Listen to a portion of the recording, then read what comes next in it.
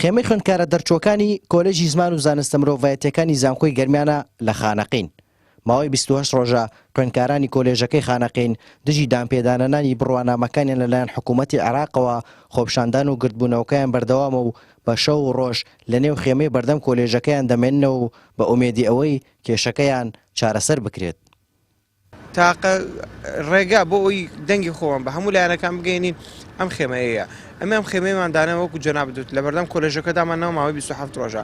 بەڵام بەداخۆ ئێمە دەسەڵاتێک حکومان ناکات کوێرە و نابیستە و هیچیش هین ناکاتەوە، هیچیش ناتوانێت بڵێ، چونکە لە ماوەی 27 ڕۆژ نەتوانی کێشەی کۆمەڵی گەنجی وە حل بکەیت. ئەمە بەڕاستی کارەسات، ئەمە گەورەترین کێشەیە کە تووشی گەنج دەبێت.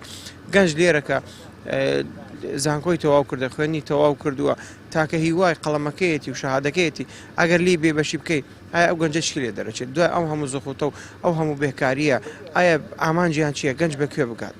بەهۆی ئەوەی زانکۆی گەرمیان لەلایەن حکوومەتی عێراقەوە دانی پێدا نەنراوە و ئەو خوێندکارانەشی دانیشتووی قەزای خانەقینن مافی دامەزراندنیان لە ناوچە کوردستانیەکاندا نییە. کێشەی ئەم خوێندکارانە لە نێوان دوو حکوومەت داماوەتەوە و تاوەکو ئێستاش کە نزیک دەبێتەوە لە مانگێک لە خۆپشاندانی بەردەوام هیچ لایەنێکی پەیوەندیدار کێشەکە لە ئەستۆ ناگرێت.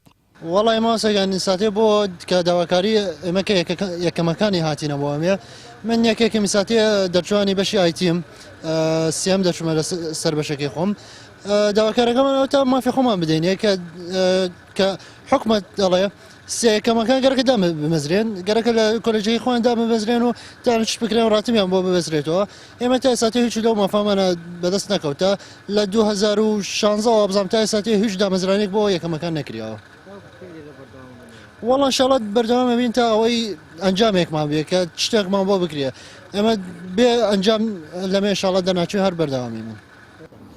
ئێمە ماوەی 27 ڕۆژ لێرەین بەس داواکاری داوای مافی خۆمان نەکەی من مافەکەمانەوەیە ئەستەثنایە بۆمان بکەن تاکو تەعینات شتێ بێ شمولمان بکە.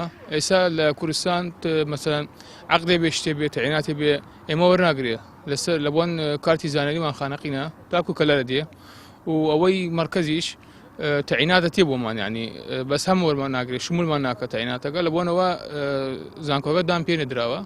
ئێمە ئەڵێن کەمێک اعترافەیە کێشە لە سەرەتی و ینی ئیشی ئەوێ ئێمە ئەڵەمەن کێشەمان نییە ئەوەنە ئەگەر بەدیلەکەی ئەوەیە ئەستەثنایە بۆمان بکەن لەسەر کارتی زانیاری خانەقی ئەوە داواکاریمانە. خێمەی شەرەف ئەو ناوەیە کە خوێندکارانی دەرچووی و کۆلێژە بۆ خێمەکەیان هەڵیان بژاردووە و لە ڕێگەیەوە بە شێوەیەکی مەدەنیانە دەیانەوێت دەنگی ناڕەزایەتیان بە هەردوو حکوومەتەکە بگێنن. سەرڕای ئەوەی لەلایەن هێزێکەوە خێمەکەیان ڕوخێنرا بەڵام ئەوان خێمەکەیان هەڵداوەتەوە و بەردەوامن لە دەربڕینی ناڕەزایی و داواکردنی مافی سەرەتایی خۆیان کە مافی دامەزراندن و خوێندنی ماستەر و دکتۆرایە.